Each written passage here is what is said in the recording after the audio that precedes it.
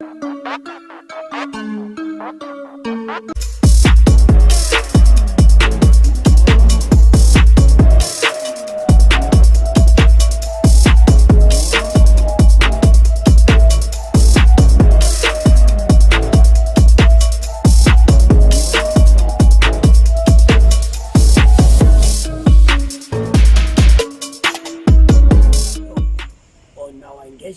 the electoral processes in Zimbabwe.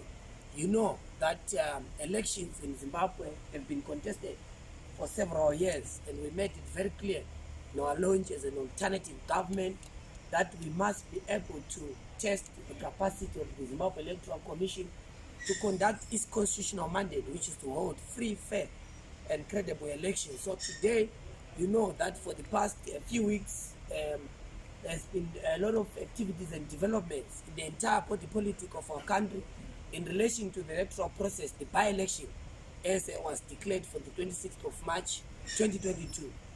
So we deployed a team of experts as an alternative to look into the following issues. Number one, we looked into the voters' roll. You know that the voters' roll is an area of contestation.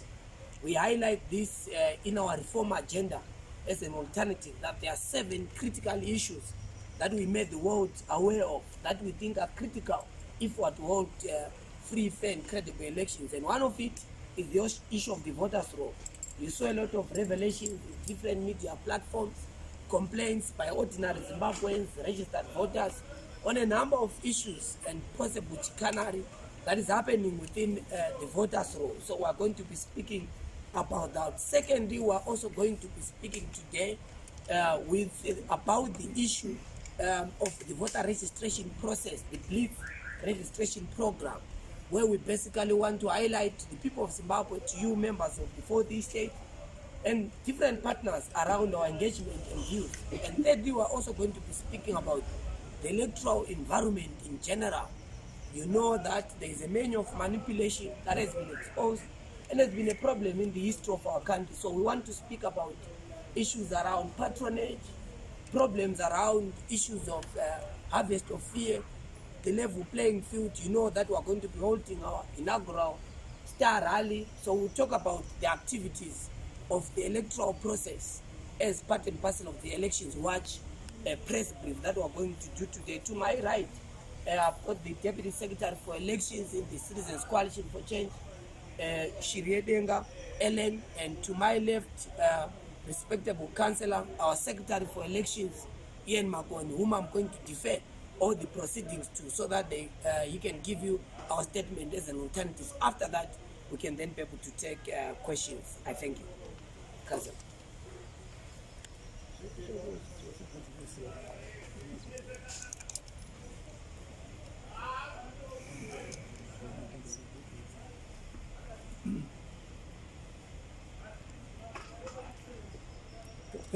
Thank you, Ostalos. We meet again since our last get together at the media center, and we are going to try and continue interacting with yourselves throughout the course of this campaign, and more particularly the voter registration process, which goes beyond the by-elections.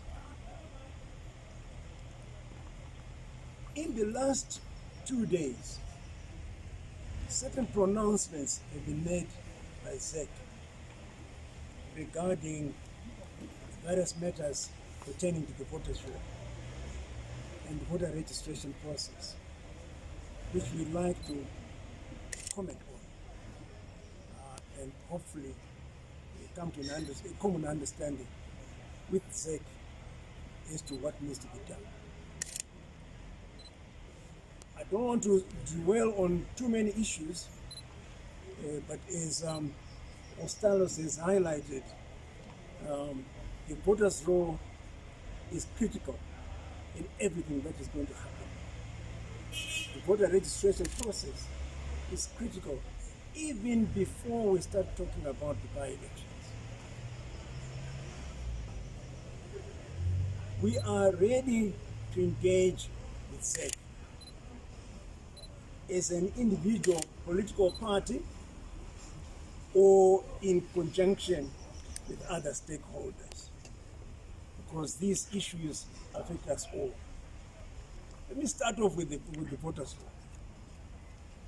And I want to highlight two things again in relation to the voters' roll.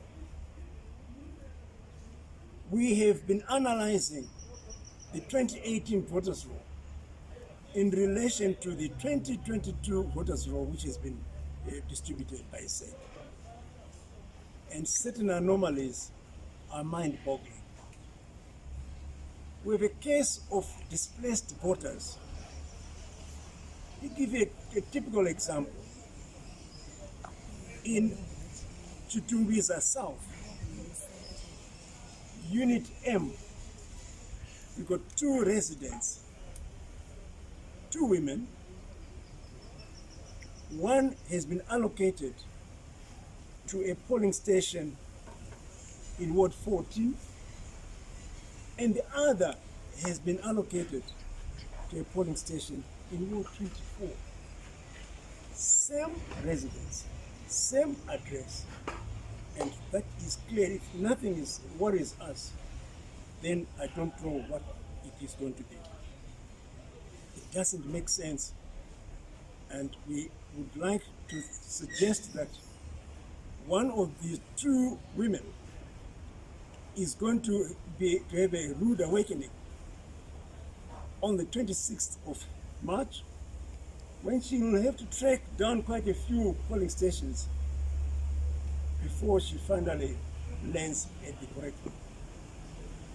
Not all of us have got access to these gadgets, the smartphones, to be able to check from the comfort of your sofa. Majority do not have that. There's a second issue, which is in the last 2 days in Mabuku, during the current registration process. Members of the same household, one has been allocated a polling station in Mabuku Tafara as a constituency, and the other has been allocated to a polling station in Harare East. So again, it shows there's a pattern of displacement, which if we don't handle at this time, is going to affect the accuracy of the results. The second element of the voters' roll, which is unearthing, are disappearing voters' roll, disappearing polling stations, merged polling stations, and new polling stations that appear in the new voters' roll. And we are deeply concerned. We have got that information, which we are prepared to share with the press, but we've also made it known to ZEC. If we do not consult with ZEC, then we are all in breach of Section 51 of the Electoral Act, which requires ZEC to consult with us over the issues of polling stations. And that, more than that, any new polling station or disappearing polling station as a result of some legitimate processes should be gazetted. I'm not aware of any gazette where polling stations have been merged, polling stations have been surfaced or removed. Let me move on. The disparity between 2018 and 2022 becomes clearer when you look at the classic case of Kwekwe Central.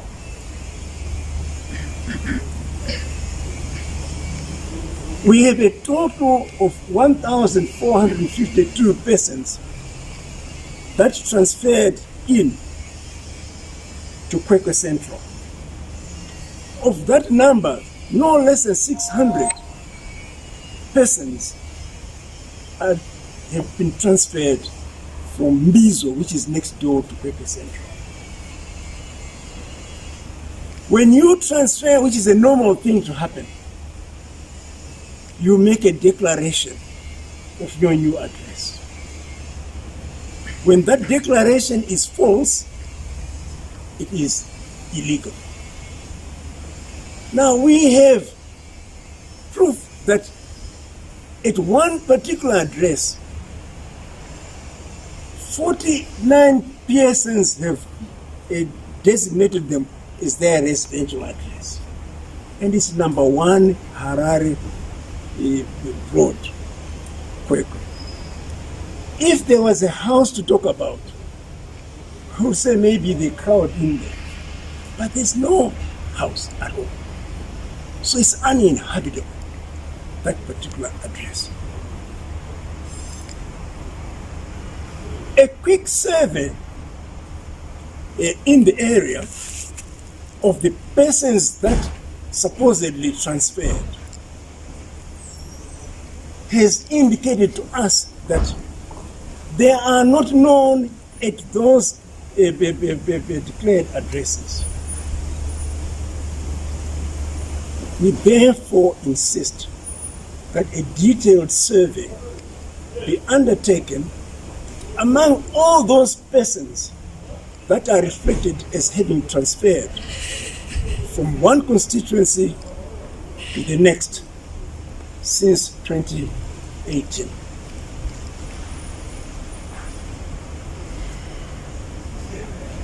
One other aspect which is equally disturbing is the case of Glenview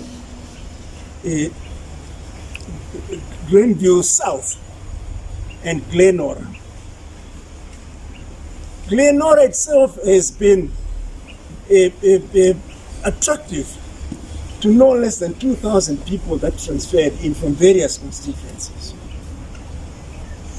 But the most remarkable transfers are those from Glenview South, specifically Ward 31.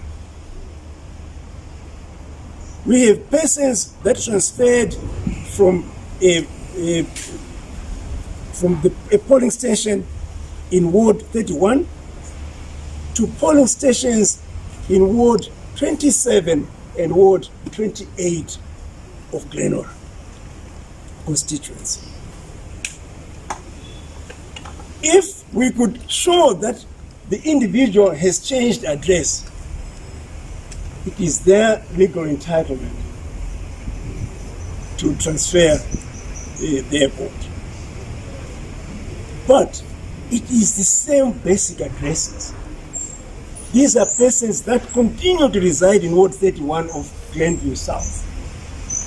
And yet, come elections, they would have us that they are now living in Glenora. And what begs us all is, what is the reason behind it all, if not to affect the electoral outcome? Enough said about the voters' roll, and we can continue to engage. And the message here to all citizens is that it is as much of interest to yourselves as citizens as it is to political parties. We are really doing ourselves a lot of harm in terms of the legitimacy of the electoral outcome. And it's important that we highlight these issues before it happens. Voter registration. In November of last year, ZEC advised us, and I was present when they did so, that they would be conducting a voter registration blitz starting on the 6th of December. And then a moment later, they advised us that no, that blitz would not go ahead on the 6th of December, or starting on the 6th of December, but rather be moved to February, by which time they would have coordinated their efforts with the Registrar General's office. We didn't argue, it made sense. Then they make an announcement that the blitz will start on the 1st of February, which was really out of the blue, and our informal interaction with them had led us to believe that it would be on the 22nd of February. But again, we didn't argue, only to find that it was a unilateral decision by ZEC without consultation, so we are told, with Ministry of Home Affairs. I don't normally speak on behalf of that ministry, but in this case, I think they are right. Something is clearly wrong between the coordination, in the coordination between those two offices, which is going to cost us our democratic dividends. The net result is that this voter registration came off to a very slow start. There is no motivation, particularly among the youngsters who do not have IDs. Even in 2017 and the earlier part of 2018, when we introduced the BVR system, there was a degree of coordination. Friction, but coordination nevertheless. And we asked for no less. So these issues, the implications of this disjuncture between the two offices impact on the delimitation process. And it's important that you as the press have a good understanding of why we say it impacts on delimitation. We've got a population census due, I think, at the end of April. We have the delimitation process scheduled in the same timeline for August. Anyone that misses the registration blitz whenever it is running is in danger of not being part of the delimitation process when it happens. We have sought confirmation from ZEC that anyone who is unregistered, whether they've got an ID now or they don't have an ID now, should be a candidate for the delimitation process whenever it happens. That assurance has not been given. And so we have a bond to do, is that the right word? Yeah. with ZEC, but I think these are not matters that are insurmountable. Our estimate is that this country is good for 9 million registered voters. We're currently sitting on just under 6 million. So therefore, the estimate of persons without IDs, which Ministry of Home Affairs verbally to me said is 2 million, and I agree with that, plus others that did not make it in the voter registration, the BVR system in 2017, 2018. So we have got a national target of new registrations that we must achieve of 3 million. And it's a national target that everybody should work towards. So we really look to the press to continue in your efforts, variously urging particularly young unregistered voters to take up their citizen rights and responsibilities, go forward and register. When you look at the demographics of our population, it is clear that the future is in these young people. And if we do not make provision for them to make the first step on the ladder, then future generations will blame us.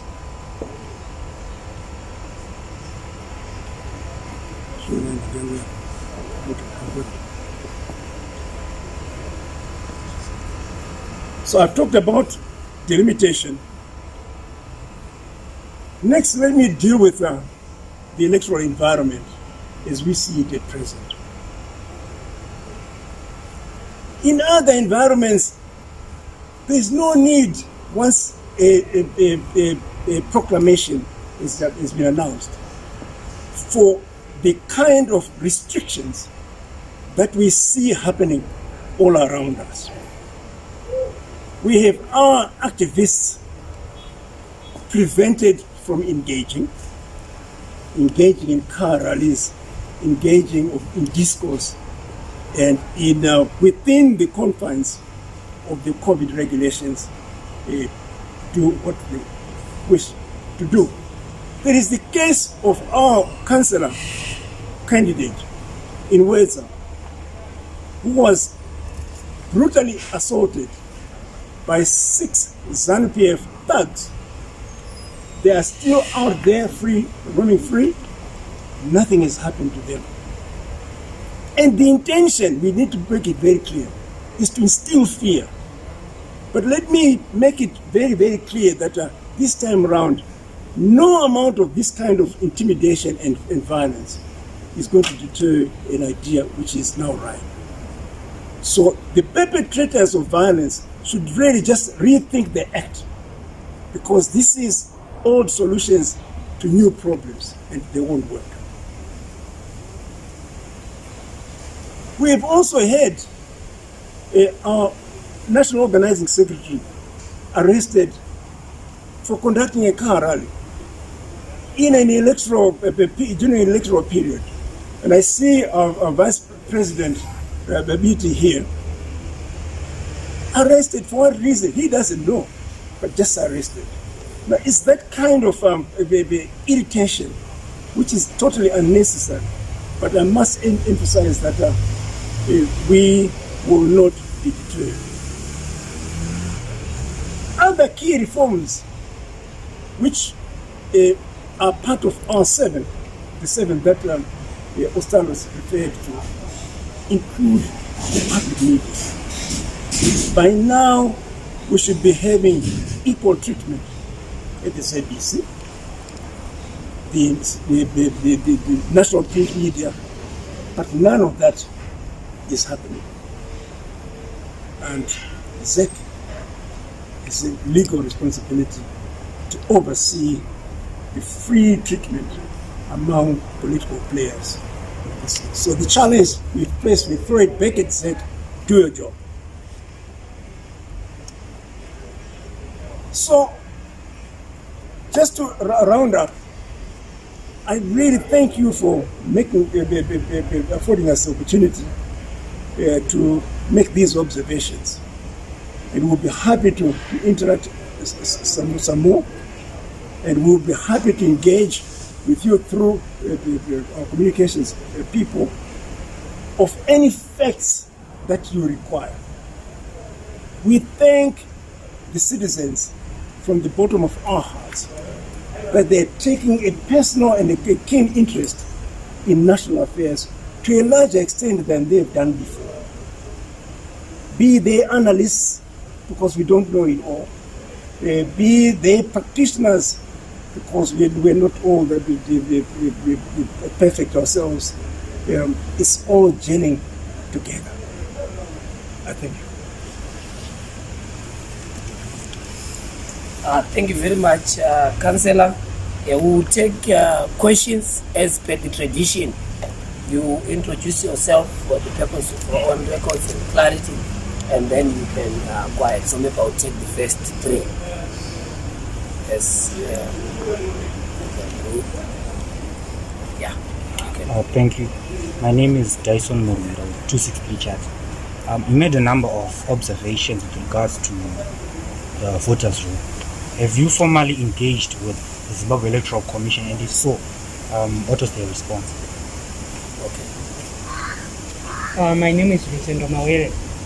Councillor Makoni, outside the issue of IDs, during your previous engagements with the media, you had said that you have millions and millions of unregistered voters. How come the Blitz has very low numbers nationwide? Okay. Yes. Okay, my name is Blessed Mhlan. ZEC has issued a statement dismissing all the allegations that you have made, and you so insist on those allegations. On what basis do you do so in relation to the press statement released by ZEC? Okay, thank you. Yeah, thank you very much. Let me start off with the question of what engagement, yes, which then partly addresses your issue regarding, we are talking about the same issues. We're talking at each other with ZEC. You probably were not quite here yet, but in my opening remarks I said we would really love to engage with ZEC. But they went ahead and made certain pronouncements which we felt it necessary to respond. That is the response. We are able to prove any of the points that I've raised. So if they've got points to prove what they've said and we engage, it can only be good for the country. So yes, what I'm saying, ZEC already knows. So we don't want to talk behind their backs, and we don't want them to talk behind our backs either. And then the second question you asked relates to the low turnout. As I said at the beginning, we are very concerned. But bear in mind that at household level, you have probably as many young people with IDs as without IDs. And we must not underplay the impact of that dejectedness among those without IDs that it has on people who otherwise would have taken the trouble of going to register. But let me take you back to 2017, 2018, 2017 when BVR was first introduced. I walked the streets myself, and for the first 2 or 3 weeks, it was like we're knocking at doors without people inside. It's a normal thing at the beginning of such a process for the reaction to be slow. But a tipping point registered 3 weeks into the first BVR, and we saw the numbers of people on the streets.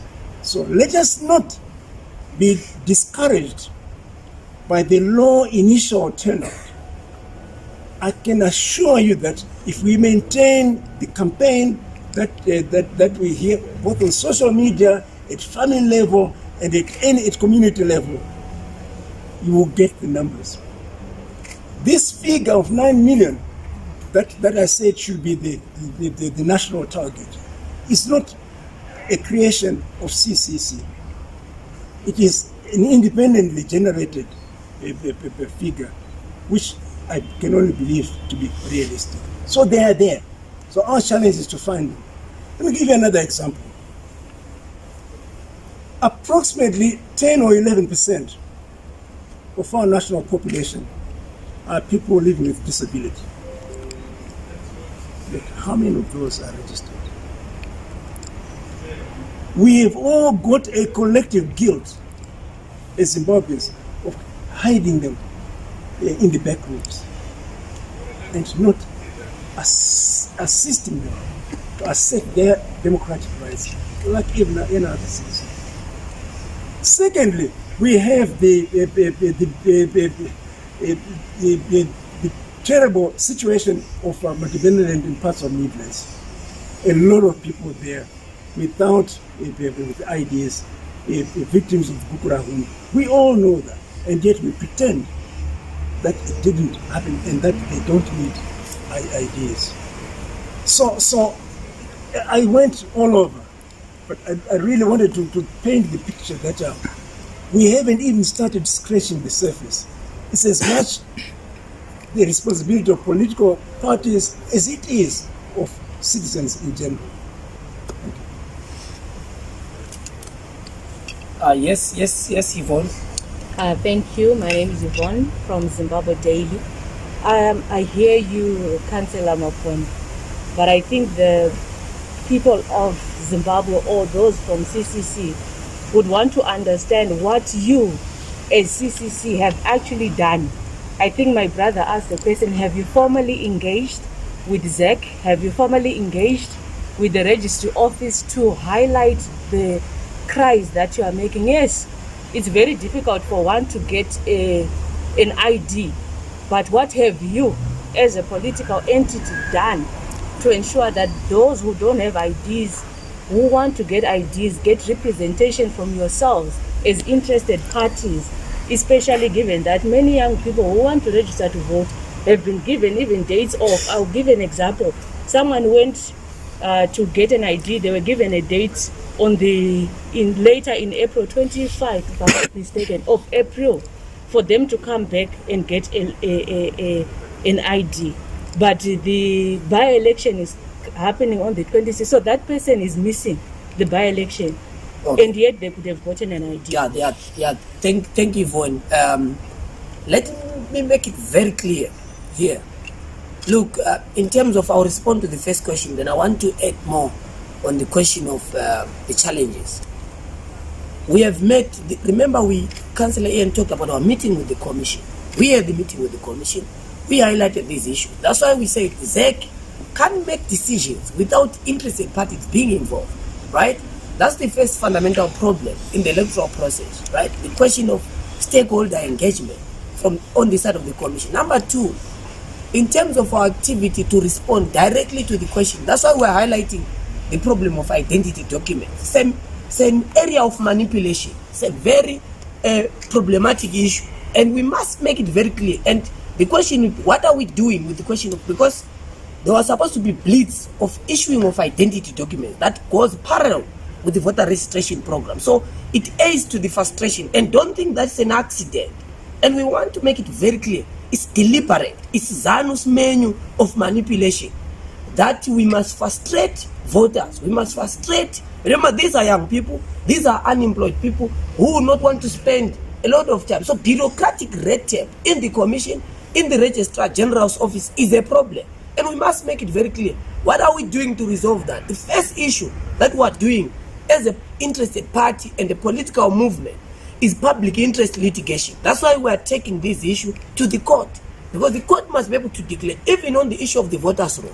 But there must be a declarator when we are going to the by-election that declares which voters' roll is going to be used after the voter roll has been claimed. So that's our demand, and that issue has to be resolved in the court. Secondly, we exercise our constitutionally guaranteed right to make those demands, not just in the courtroom, but in the streets. But that's our constitutional right.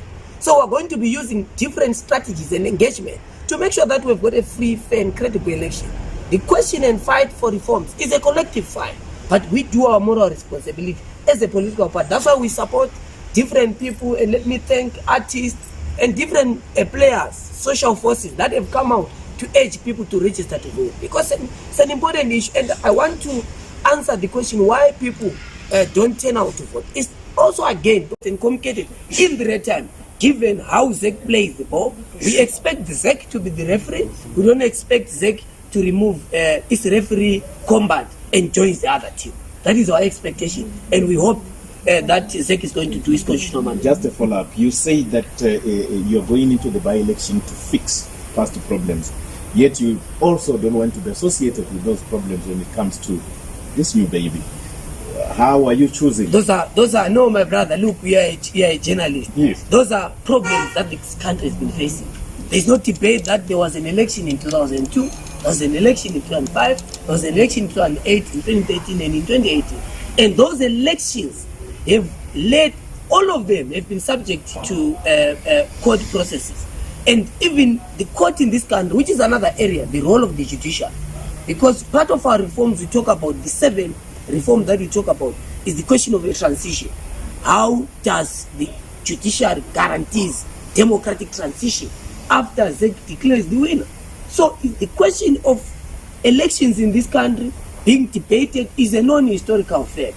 It's not our issue. It's a national problem that we are highlighting. That elections in Zimbabwe, previous elections have been challenged in court Declarations, some of them have not been made, despite that participants are no longer with us. So it's a problem. So elections have left Zimbabweans divided and united. It's a problem that we highlight and that we are conscious of as a movement. So we are going to be participating in this election conscious of those historic problems, because we intend to have those resolved so that we have a democratic transition. Yes, I think we have last two. And then we close it. Sylvester Tafumane, Sly Media TV. What are you going to boycott the elections if at all the reforms are not met to make the level ground to make the are you going to boycott the elections if the reforms are not maybe done according to the specifications that you think will make it conducive? Thank you. Desmond Munemo Zimlayo. So I want to ask about voters' confidence going into the elections. There are reports about Dr. Coupe, a probable comeback into the party CCC. Are you by any way deliberating on coming back into the structures? That's yours. Thank you very much. I think that journalists in this country are very intelligent, so they want us to build certain narratives. Look, the question of us boycotting elections or not, if I respond to that question, I'm giving you a movement position. We've made it very clear that we're having this by-election as a test of the ZEC's capacity. Once we do that, remember, this process is scientific. This is not wishy-washy or a process that we do from imagination. It's a process that is done out of research.